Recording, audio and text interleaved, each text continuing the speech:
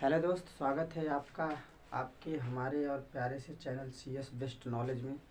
आज मैं आपको बताने वाला हूँ सबसे महत्वपूर्ण चीज़ जो आपके एग्ज़ाम से रिलेटेड है, जो कक्षा 10वीं और 12वीं के लिए मोस्ट इम्पोर्टेंट है।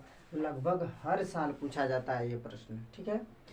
तो इस प्रश्न में देखिए, ऐसा प्रश्न अगर आपके एग्ज़ाम में अगर आता है तो उसमें सिर्फ आपको दिक्कत तो सवाल लगाने में भी होती है, और प्लस उसकी जो है ऐसे सवालों में ज़्यादातर अक्सर स्थिति और प्रकृति और साइज ही पूछता है। या तो एक पूछेगा या तो तीनों पूछेगा, समझ में आया। तो इसमें दिक्कत बच्चों को कहाँ पे होती है, आज उसी पे बात कर चर्चा करने वाले हैं, ठीक है। सबसे पहले देखिए, क्वेश्चन को हम ध्यान से पढ़ेंगे कि एक अवतल दर्पण जिसकी फोकस दूरी 20 सेंटीमीटर, इसके सामने 15 सेंटीमीटर की दूरी पर वस्तु के प्रतिबिंब की स्थिति, प्रकृति, साइज ज्ञात कीजिए, ये प्रश्न है। तो इसमें देखिए, आपको तीन चीज बताना है, स्थिति, प्रकृति और साइज। अब आपको ये तीनों चीज बताने के लिए तीनों चीज डिपेंड किस पर होता है, मैं आपको थोड़ा सा यहाँ पे बता दे रहा हूँ। ये तीनों बातें डिपेंड होती है V पर। V बोले तो प्रतिबिंब की दूरी, बात समझ रहे हैं। प्रतिबिंब की दूरी, क्योंकि बिना इसके हम लोग न तो स्थिति बता सकते हैं, न तो प्रकृति बता सकते हैं, न तो साइज बता सकते हैं। सब इस पर डिपेंड है, तो इसका होना बहुत जरूरी है, ठीक है। चलिए सवाल में हम लोग सबसे पहले देखेंगे क्या दिया है और क्या निकालना है। तो देखिए, इसमें दिया हुआ है कि एक अवतल दर्पण है जिसकी फोकस दूरी 20 सेंटीमीटर है, यानी फोकस दूरी दिया हुआ है 20 सेंटीमीटर, ठीक है। इसको हम नोट कर लेंगे। इसके बाद में दिया है इसके सामने 15 सेंटीमीटर की दूरी पर एक वस्तु रखी है। तो वस्तु की दूरी दोस्तों क्या हो जाएगी, U बराबर हो जाएगा आपका 15 सेंटीमीटर, ठीक है। चलिए, अब यहाँ पर डिसाइड ये करना होता है कि हम चिन्ह में कौन सा ले, क्या ले प्लस में, क्या ले माइनस में, ठीक है। तो देखिए, आपको बताया गया होगा कि U का मान यानी वस्तु की दूरी दर्पण में या लेंस में आपको बताया गया होगा कि सदैव माइनस, क्या होता है, सदैव ऋणात्मक लिया जाता है। माइनस में सदैव ऋणात्मक होता है, ठीक। ये तो आप रख लेंगे, सदैव ऋणात्मक कोई भी चीज होगा, चाहे लेंस होगा चाहे दर्पण होगा, लेकिन यहाँ पर बात जो है दर्पण की हो रही है, ठीक है। तो ये तो आप रख लेंगे। अब बात आती है कि F पर, F का चिन्ह हम प्लस में रखें कि माइनस में रखें, ये डिसाइड करना होता है। तो मैं आपको आज बता दे रहा हूँ बहुत ही शानदार ट्रिक, ठीक है। आप उससे जान जाएंगे कि आपको F का मान प्लस में रखना है कि माइनस में रखना है। सबसे पहला देखिए, फोकस को माइनस में ले कि प्लस में ले, इस बात पर सबसे पहले आपका फोकस इस पर होना चाहिए कि ये जो F है फोकस दूरी, ये किसकी किसकी हो सकती है, बताओ। सवाल जो हमारा आता है वो किस किस पर आता है, या तो वो आएगा अवतल दर्पण पर या तो वो आएगा उत्तल दर्पण पे, दोनों में से किसी एक पर ही सवाल रहेगा, ठीक है ना। तो हम लोग करेंगे क्या, देखिए यहाँ पर फोकस दूरी के लिए दो दर्पण जिम्मेदार हैं, कौन कौन, एक तो है उत्तल दर्पण और एक है अवतल दर्पण। ये दो दर्पण है, तो फोकस दूरी के लिए ये दोनों जिम्मेदार होते हैं, ठीक है। अब देखिए, अगर मान लीजिए ये दर्पण अगर हमारा उत्तल दर्पण है तो जो फोकस दूरी का मान लेंगे वो हम लेंगे धनात्मक, ठीक। और अगर मान लो दर्पण हमारा अवतल दर्पण है तो फोकस दूरी का मान लेंगे हम लोग ऋणात्मक। बस इतना याद रखना है, आप जान जाएंगे। उत्तल दर्पण तो धन में फोकस दूरी, अवतल दर्पण तो माइनस में फोकस दूरी, ठीक है। तो अब बताइए आप लोग, यहाँ पर जो दर्पण है उसकी फोकस दूरी प्लस में ले कि माइनस में ले। तो यहाँ पर दर्पण बता रहा है कि अवतल दर्पण है, इसलिए हमें यहाँ पे फोकस को क्या लेना पड़ेगा, -20 करना पड़ेगा, ठीक है ना। चलिए, ये तो हो गया। अब हम लोग ज्ञात करते हैं, ठीक। क्या, स्थिति प्रकृति साइज ज्ञात करने के लिए हमने बताया ना, मेन जिम्मेदार कौन होता है? वी। वी के बिना हम कुछ नहीं कर सकते, समझ में आया कि नहीं? जब तक वी नहीं होगा हम कुछ नहीं कर सकते। तो हम सबसे पहले वी निकालेंगे। वी कैसे निकालेंगे? देखिए, वी के लिए आपको फार्मूला बताया गया है, दर्पण का सूत्र। यहाँ पे लिखेंगे दर्पण, दर्पण का सूत्र। ठीक, दर्पण का एक सूत्र है, आपको बताया गया होगा आपके कॉलेज स्कूल में, 1/f बराबर 1/v प्लस 1/u, ये आपको बताया गया है। ठीक, चलिए अब हम लोग इसमें जो भी राशि दिया गया है, ठीक है, इसमें ये भी याद रखना है, ध्यान रखना है कि जिस भी राशि का मान दिया होगा उसका हम मान चिन्ह सहित रखेंगे। जैसे यहाँ पे वस्तु की दूरी सदैव ऋणात्मक, तो यहाँ पे वस्तु की दूरी सदैव ऋणात्मक ले लो। फोकस दूरी में कैसे लेना है यहाँ पे मैं आपको बता ही दिया, माइनस में ले कि प्लस में ले। तो जो भी राशि दिया होगा सवाल में उसका चिन्ह आप चिन्ह सहित रखेंगे, और जो राशि हमें निकालना होगा, चाहे वो कोई भी निकालना हो, चाहे v निकालना हो, चाहे u निकालना हो, चाहे f निकालना हो, तो जो निकालना होगा उसका चिन्ह नहीं रखते हैं, वह अपने आप चिन्ह में आ जाती है।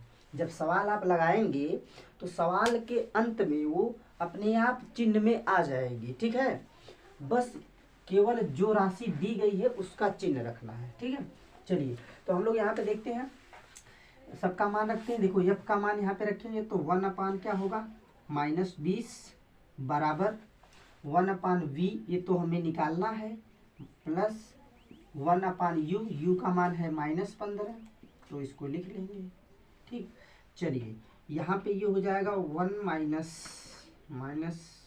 20 हो जाएगा आप इज इक्वल टू 1/v। यहाँ पर देखिए, यहाँ पर जब हम ये कोष्टक हटाएंगे तो ये वाला माइनस इस प्लस में गुणा कर देगा, ठीक है ना, ये वाला माइनस इस प्लस में गुणा करेगा तो ये माइनस हो जाएगा। तो यहाँ पे जब माइनस होगा तो ये 1/, कितना होगा, 15। ठीक, अब देखिए -1/20 बराबर, बराबर मत करिए, क्या करिए आप यहाँ से इसको पक्षांतर कर दीजिए इधर। याद रहे जिसका पक्षांतर होगा उसी का चिन्ह बदलेगा, समझ में आया कि नहीं? जिसका पक्षांतर करेंगे उसी का चिन्ह बदलेगा। इसमें हम लोग 1/15 को पक्षांतर कर रहे हैं तो उसी का चिन्ह बदलेगा। ठीक है, यहाँ पर देखिए -1/20, ये वाला इधर आ रहा है तो देखो हो गया प्लस 1/15 बराबर इधर क्या बच गया, v, 1/v। अब इन दोनों को भाई हल करना है, ये फ्रैक्शन हो गया, भिन्न हो गया। अब भिन्न आपको जैसे भी बताया गया है वैसे आप हल करिए। आप चाहे तो लसमस लेकर हल कर सकते हैं, आप चाहे तो क्रॉस मल्टीप्लाई करके हल कर सकते हैं, वो आपकी मर्जी, कैसे भी हल करिए, चिन्ह का ध्यान रहे। किसका? चिन्ह का ध्यान रहे। ठीक है, चलिए तो हम लोग यहाँ पे दोनों का क्या लेंगे, हम लोग दोनों का हम लोग लस लेकर हल करते हैं। ठीक है ना, तो दोनों का अगर हम लस लेते हैं तो आप हमें ये बताइए कि दोनों का जब हम लस लेंगे तो यहाँ पे लस कितना आने वाला है। देखिए अगर आपको नहीं आता है तो आप अलग ले लेंगे, मैं यहाँ पे लेके आपको बता दे रहा हूँ। ठीक है ना, 5 से डिवाइड कर देंगे, 5 4 जा 20 हो जाएगा, 5 3 जा 15। ठीक है, अब यहाँ पे करेंगे तो इसका मल्टीप्लाई 5 4 जा 20 और 20 का 3 में करेंगे तो 23 जा 60 हो जाएगा। ठीक, तो यहाँ पे आ जाएगा आपका 60 एलसीएम हो जाएगा, इन दोनों का एलसीएम क्या हो जाएगा, 60 हो जाएगा। ठीक, अब 20 से इसमें डिवाइड करेंगे, इस 20 से 60 में डिवाइड करेंगे, भाग देंगे तो कितना बार जाएगा, 3 बार जाएगा। अब 3 बार जो जाएगा उस 3 का गुणा हम इस ऊपर वाले में कर देंगे। बात समझ में आ रही कि नहीं? 20 से इसमें डिवाइड करेंगे तो 20 से जब 60 में डिवाइड करेंगे तो 3 आएगा, और 3 का गुणा किस में करना है, ऊपर वाले में, ऊपर वाले में गुणा कर देंगे तो यहाँ पे हो जाएगा -3 हो जाएगा। ठीक, अब 15 से इसमें डिवाइड करेंगे, इस 15 से 60 में डिवाइड करेंगे तो 15 से 60 में डिवाइड करेंगे तो 15 चौका 60। अब आ गया 4, उस 4 का गुणा कर देंगे इस ऊपर वाले में। ठीक, तो ऊपर वाले में करेंगे तो ये हो जाएगा 4 बराबर कितना होगा, 1/v। क्लियर? अब देखिए, अब ये -3 है, ये +4 है, तो ये -3 है +4 है, बच्चों को ज़्यादा परेशान करता है। तो आप क्या करिए, जब कभी भी दो गिनतियाँ दिखाई दे प्लस माइनस में, मतलब दोनों का चिन्ह अलग अलग हो, ठीक है, दोनों का चिन्ह अलग अलग हो, तो वहाँ पर आप बिना पूछे घटा दीजिए, बड़ी गिनती वाला चिन्ह लगा दीजिए। क्या करिए, बिना पूछे घटा दीजिए और बड़ी गिनती के साथ में जो चिन्ह है उसको लगा दीजिए। जैसे हमने यहाँ पे बिना पूछे घटा दिया, आ गया 1। अब देख लिया कि -3 में 4 में कौन बड़ा है, 4 बड़ा है, तो 4 के सामने वाला चिन्ह कौन सा है, प्लस में, तो यहाँ पे प्लस बनाएगा। अगर ये इसका चिन्ह जो है बड़े वाले गिनती के साथ जो रहेगा चिन्ह वही लेना है, ठीक है। चलो यहाँ पे देखो, ये हो गया 60 बराबर 1/v। हमें 1/v का मान नहीं निकालना है, हमें v का मान निकालना है। तो बताओ v का मान निकालने के लिए हमें क्या करना पड़ेगा, इस 1/v को उल्टा करना पड़ेगा। अब जब इसको उल्टा करोगे, 1/v को उल्टा करोगे तो ये हो जाएगा v, और जब इसका उल्टा करोगे तो इसका भी उल्टा करना पड़ेगा, इसका भी उल्टा करना पड़ेगा। अब देखिए, अब यहाँ पे हो जाएगा ये 60 हो जाएगा। अब v का मान कितना आ गया, 60, v का मान कितना आ गया, 60। अब देखिए, अब हम लोग बताएंगे स्थिति, प्रकृति, साइज, अब पता चल जाएगी। चलिए, अब हमें बताना है पहली बात स्थिति। यहाँ पे मैं बगल में बता दे रहा हूँ, ठीक, आप नोट कर लेंगे। देखिए, सबसे पहले स्थिति, स्थिति का मतलब क्या होता है मैं आपको थोड़ा सा समझा दे रहा हूँ। देखिए, स्थिति का मतलब ये होता है कि ये जो प्रतिबिंब है ये किधर बन रहा है। यहाँ पे ये दर्पण है, कोई दर्पण है, मान लो ये कोई दर्पण है, ठीक है, इसके सामने कोई ये वस्तु रखी है, ठीक। अब स्थिति का मतलब समझा रहा हूँ, ठीक है। तो ये वस्तु रखी है दर्पण के सामने, तो स्थिति का मतलब ये होता है कि ये वस्तु यहाँ पे रखी है, तो इसका प्रतिबिंब क्या वस्तु की ओर ही बन रहा है कि दर्पण के पीछे बन रहा है कि दर्पण के सामने बन रहा है। ये वाला देखो हिस्सा ये दर्पण के सामने वाला होगा, और ये वाला जो हिस्सा है ये वाला दर्पण के पीछे होगा। तो ये कब पता चलेगा, ध्यान से देखिए। अगर मान लो, अगर v के लिए दो कंडीशन मैं यहाँ पे बता दे रहा हूँ, ठीक। v के लिए दो कंडीशन, अगर v का मान आया धन, v का मान आया धन में, तो प्रतिबिंब कहाँ बनता है, प्रतिबिंब बनता है दर्पण के पीछे। कहाँ बनता है, दर्पण के पीछे। आप नोट कर लीजिए, अगर v का मान आया धन में तो प्रतिबिंब बनेगा दर्पण के पीछे, और अगर v का मान आया है ऋण में, अगर v का मान आ गया ऋण में, तो प्रतिबिंब बनेगा कहाँ, दर्पण के सामने, दर्पण के सामने। देखिए, इसको आप याद कर लीजिए, ठीक है। v का मान प्लस में तो दर्पण बनेगा, प्रतिबिंब बनेगा दर्पण के पीछे। अब v का मान माइनस में तो प्रतिबिंब बनेगा दर्पण के सामने। अब बताइए, आप देख कर बताइए कि v का मान धन में आया है कि माइनस में आया है। अब v का मान धन में आया है, इसका मतलब प्रतिबिंब कहाँ बन रहा है, दर्पण के पीछे। तो इसकी स्थिति हो जाएगी दर्पण के पीछे। क्लियर हुआ। अब देखिए, प्रकृति बताना। प्रकृति का मतलब होता है, देखिए दर्पण में कोई भी प्रकृति जो होती है उसकी प्रतिबिंब की प्रकृति पूछता है। क्या पूछता है, प्रतिबिंब की प्रकृति। तो देखो, अगर मान लीजिए प्रतिबिंब के बारे में क्या बताना है, प्रकृति बताना है, तो प्रतिबिंब देखो द्वितीय तरह से बनबा करता है। ये जो v है ना, ये केवल दो तरह से बनबा करता है। जैसे देखो, आ तो v बनेगा आभासी, आ तो v होगा आभासी, या तो होगा वास्तविक, यानी इन दोनों के अलावा वास्तविक और कोई कंडीशन हो ही नहीं सकती। आ तो प्रतिबिंब आभासी बनेगा या तो वास्तविक बनेगा, इन दोनों के अलावा और कुछ बनेगा नहीं।